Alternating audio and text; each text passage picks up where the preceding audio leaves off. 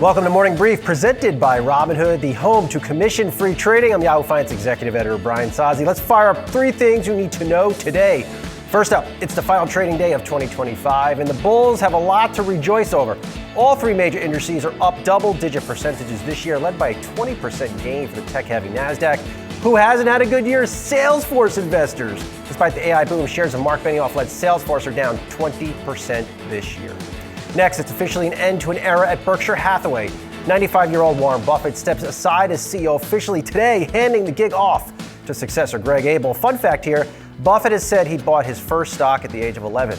Did you? Probably not. And lastly, insiders are running to own Nike a few days after Apple CEO and longtime Nike board member Tim Cook bought $3 million of Nike shares. CEO Elliott Hill is aiming to send a powerful year-end signal of his own to investors. Hill has disclosed a $1 million purchase of Nike shares. Despite the buys, Nike stock is down 20% this year, as Hill's turnaround has moved much slower than expected.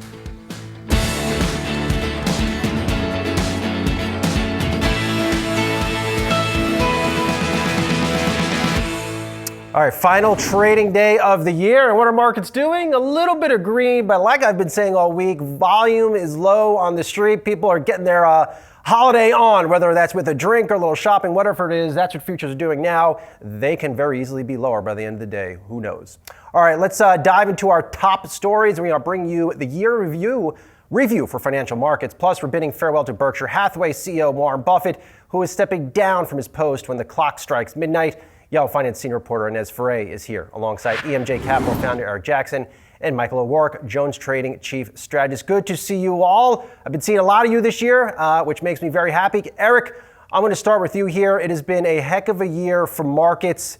No pressure, but can this continue into next year? I think it can, Brian. I think despite all the talk of a bubble this year, when you look at the forward price earnings multiples now versus 6 months ago versus 12 months ago, 18 months ago, they're pretty consistent. And this is not a runaway train multiple like we saw during the dot-com era at all, despite the bears insisting that it is. It's not straight up and to the right. There's a lot of pausing and reflecting and kind of people not sure that Nvidia can keep posting these, billion-dollar quarters and so forth. So I think that skepticism makes me optimistic that we can continue to grind higher. Michael, of course, Nvidia could keep printing those billion-dollar quarters, right, next year? I mean, this is just almost like the Fed printing money. Nvidia is an extremely strong company in a very robust space right now. So, of course, its growth is going to continue to be strong. What are you concerned about next year? If I imagine we could very easily have the same conversation, Michael, next year at the same time, same place, and there really wouldn't be any reason why the market couldn't be up another 15 to 20%. I mean, the rates are likely to stay low. You have AI spending aggressively going on this country. All the factors that drove stocks this year higher are certainly in place for next year. I would even argue perhaps they're a little more bullish on the Fed side. From my perspective, I'm actually in the bubble camp here. When you take the top 20 names in the S&P 500 and you drop Tesla out of the mix, they're still trading 28 times forward earnings. So those top 20 names in the S&P 500, their market capitalization is equal to half of the index. So it's a very top-heavy tape, and I think there's a lot of risk there. There's many attractively valued companies in the U.S. stock market right now. But the index itself is very top heavy, and I think that is a risk. And as I was thinking a lot about this AI bubble debate last night, I'm thinking about a lot of it this morning too as well. The reality is we don't know when a bubble has burst until it has burst and stocks have plunged.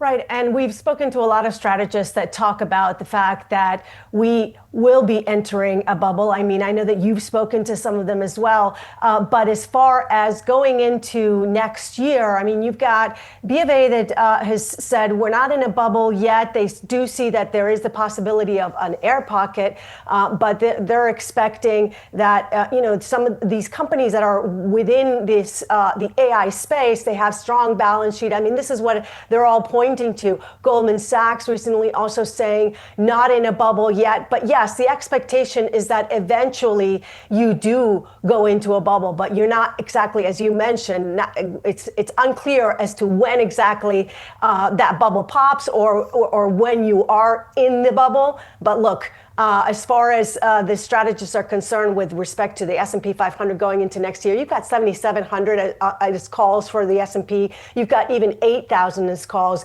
And you have also a sort of run it hot policy that is expected to power the markets higher as well, and lower interest rates, as you just mentioned.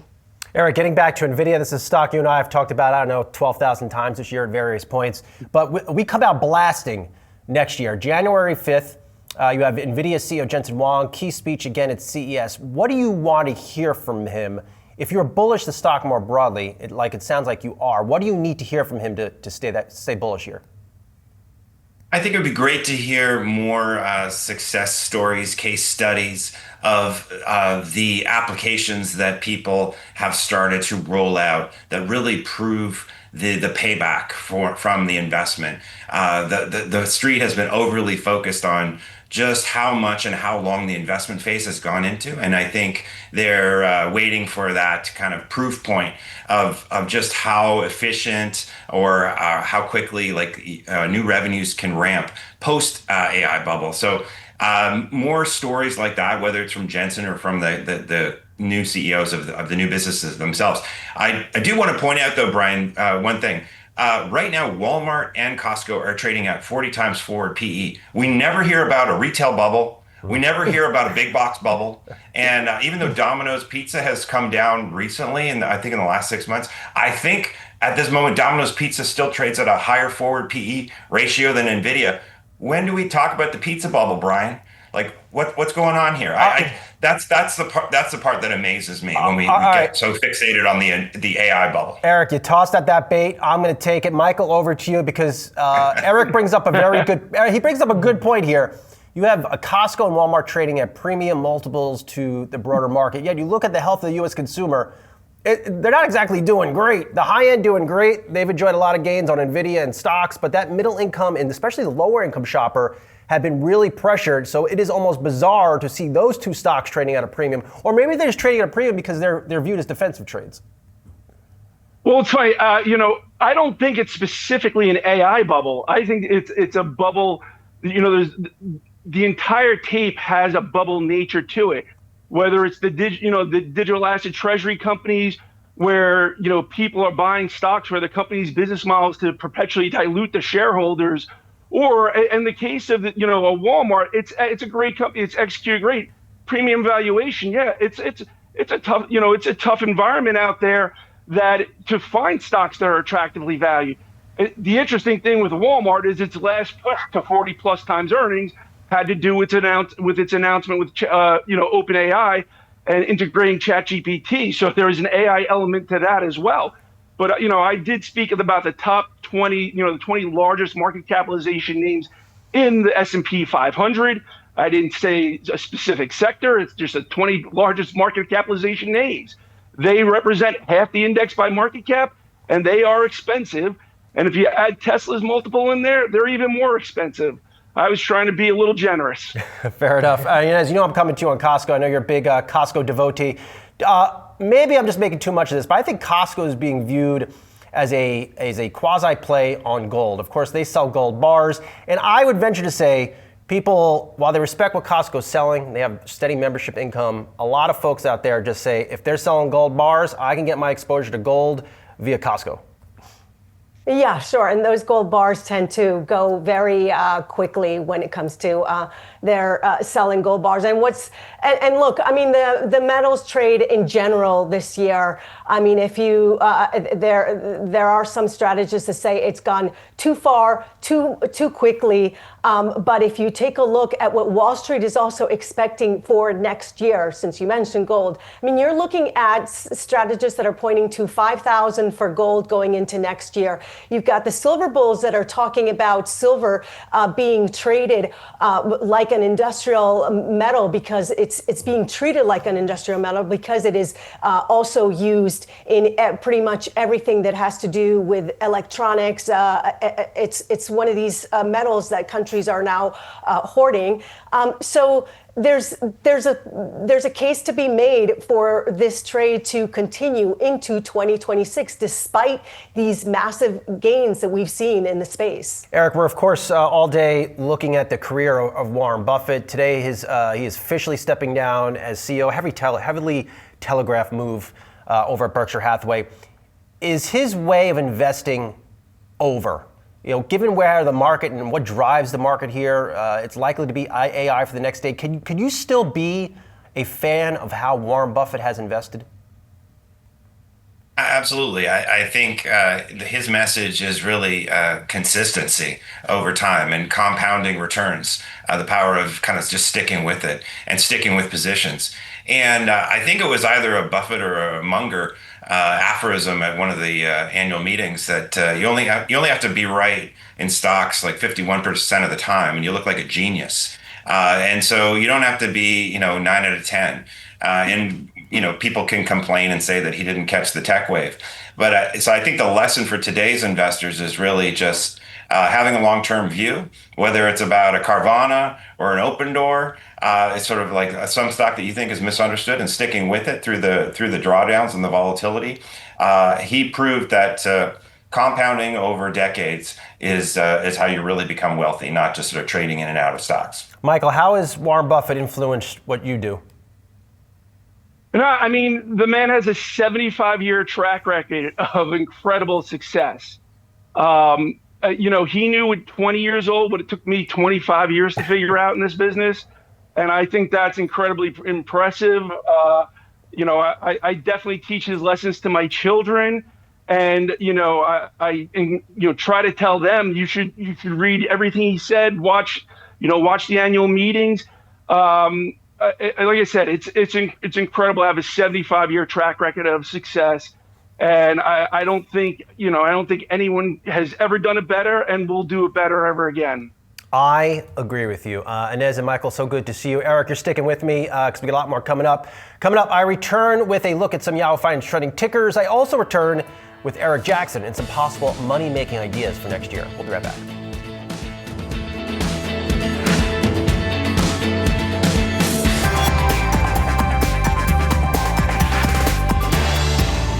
Welcome back to Morning Brief, presented by Robinhood. Let's hit some Yahoo Finance trending tickers. We're watching Warner Brothers Discovery, Nike, and Nvidia. First up, WBD. The media giant is reportedly set to reject Paramount's latest takeover bid next week. After the board's upcoming meeting, Paramount recently took its bid hostile and made changes to sweeten its offer, including guaranteeing a backstop from Oracle billionaire CEO Larry Ellison. But it didn't raise the $30 per share price tag, which is higher than the Netflix deal. Next, Nike. Shares are rising ahead of the opening bell thanks to another insider stock buy. Just days after longtime board director Tim Cook snapped up the beaten down stock, Nike CEO Elliott Hill is also jumping in. According to a regulatory filing, Hill purchased roughly $1 million worth of Nike shares. It's Hill's first open market purchase of stock since taking over as CEO in October 2024. Finally, Nvidia. The chip giant reportedly seeing strong demand for its H2 chips from Chinese tech companies, and according to Reuters, the company has approached Taiwan Semiconductor to ramp up production. The report says Nvidia has gotten orders for 2 million chips, but only has an inventory of 700,000. But there's still a big risk for Nvidia. Despite the high demand, Beijing still has to approve any shipments of H200 chips, which hasn't happened yet. All right, if I was reminded of anything in 2025, it's this. The retail investor of today is much different than the retail investor of a decade ago. Today's retail investors are more knowledgeable and more influential in markets than ever before. And I think that is an absolutely great thing. EMJ Capital founder and president Eric Jackson is here. Eric, like me, is always plugged into the chatter of retail investors. Eric, thanks for popping back on here with me. And I think when professional investors think about today, the retail investors, they still think these are folks in various message boards buying penny stocks. This could not be further from the truth. No, I agree, Brian, 100%. I mean, this is a very sophisticated chat GPT generation. Like the information is at our fingertips as it never has been before, and so knowledge is power. Retail is embracing that. I think they've obviously had their dalliance with zero dated, options, zero DTE, as well as meme stocks. We talked a lot about meme stocks in the middle part of 2025. We're not talking about meme stocks today. And when I talk to retail investors who are in names like Open Door, for example, which is up 10x from its lows in June, even with the recent pullback of like 40% since September. I hear patience, resilience in their voices. They've learned something from Carvana, which is that volatility happens in a lot of these names, and they're not getting shaken out by a pullback. They are sticking to their guns. They're believing in their theses, and they're holding on. You know what has amazed me, and I want to go into Carvana, Eric, a little bit, but give me a second, because I've bought and sold cars from our Carvana. I mean, that customer service is great. I mean, that is everything I think Warren Buffett has encapsulated. What is it, buy what you know? And that wasn't even his idea. I mean, he's championed things like that in the past. But what has amazed me this year with the retail investor, Eric, is they have known when to buy the dip or have a good sense, and they've stayed true to this strategy throughout the whole year. Well, I think there's a reason why people like Tom Lee and Dan Ives are seen as successful, because they're generally positive. And let's face it, markets 80%, 90% of the time go up. We all sort of fixate on these like one moments in time, like these weeks or months, but that where there's this huge drawdown, and everybody wants to be the next Michael Burry. And yet, like if you just like zoom out and look at a 10-year chart or 20-year chart, obviously it's pretty obvious. Like markets go up. So I'm so over these guys like Michael Burry. I'm over these guys like Michael Burry and Jim Chanos. I can't take it anymore, Eric. Well, yeah, remember like a month ago, like where everybody was sort of like navel gazing and sort of like, oh my God, he's short Nvidia and Palantir, and where are those two stocks ending the year? I mean, they're a little lower than their all-time highs, but come on, these are great companies. They pulled back a little bit with the rest of the market, but I mean, they're steam engines, and they're going to keep rolling in 2026. As promised, let's go to Carvana. Let's go to some of your stock picks. At Carvana, you've been bullish on Nextdoor, Open Door. Is one of your main theses or investment theses for next year, Eric, that the digitization of old things just continues and picks up the pace, like buying a home, buying a car? We don't have to go to a car dealer anymore, for example. Right. Yeah. No. Absolutely. And that was what happened with Carvana. Sort of like you didn't want to go to your corner used car dealer anymore to haggle with him when you wanted to trade in your used car.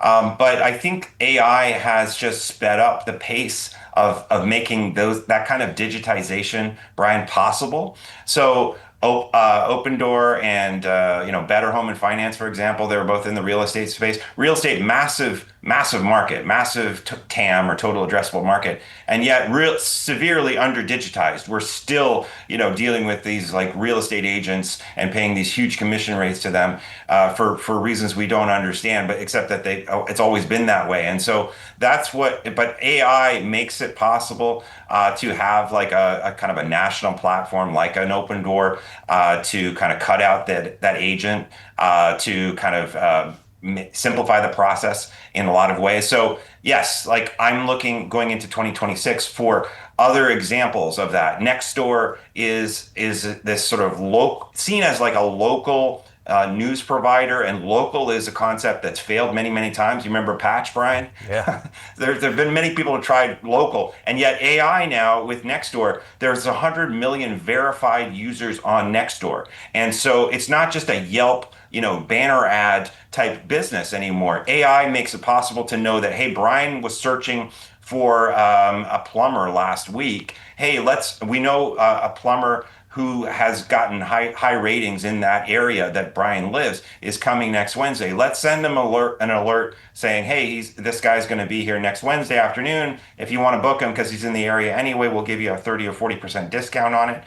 Those are lead gen services powered by AI, built on top of the ontology of like local neighborhoods that makes services possible that just weren't possible anymore, and makes Nextdoor a much more powerful service. Eric, I've been following your work since the days of the street. Many years ago, you and I were columnists on that platform, and you've always been out in front of a lot of key calls. But this year's, I think, This has been an interesting year for you. Really interacting more with the retail community. You had that campaign with Open Door. You were out there on X every single day. I've seen you out in front of Drake's house sometimes. It's fascinating to watch. What have you learned from this Open Door campaign? How will you apply to doing things next year? Well, it started with Open Door. It started at Drake's, but I found this huge community, international, by the way. 70% of kind of supporters that I'd interact with would be outside the U.S. and mostly middle class, and they were totally transfixed by Open Door and other stocks like a Nextdoor, like a Better. And so I ended up calling the movement, and still call it Rising Dynasty, which is basically that there are a lot of people that feel pinched today. It's cost of living's higher than ever, difficult for everyone, especially younger generations, to buy a house. And they're doing something. They have some job. They could be plumbers. They could be, painters or whatever. And they're going to continue to do that to earn their income. But they realize to get ahead in this economy, you have to be owners of assets. And they are flocking to stocks and, channels like Yahoo Finance like never before, looking to arm themselves with information, looking to buy and hold. And so that's a real game changer. They're not looking to make money from sports betting or the lottery or zero DTE. It's more like informed decisions. I had one painter guy tell me, I spend 3-4 hours a night studying stocks. And I really believe in quantum, and I have a set of like quantum names that I believe are going to kind of fund my retirement account. So that's what's really charged me up this year is this sort of harnessing the power of this rising dynasty family. People saying, "Hey, I'm smart enough, but I have to take responsibility to get ahead and to create some generational wealth for my family." And I think the stock market's the way to do that. This is truly one of the most amazing times to be an investor. I'm so psyched for next year. And Eric, on a personal note, you've given us a lot of your time this year. I thank you for it. Happy New Year, my friend. I will talk to you in the new year. Have a great 2026, Thanks, Brian. I appreciate it. All right, that does it for Morning Brief presented by Robinhood. I'll be right back on Opening Bid, where I'm going all in on celebrating Warren Buffett's investing career.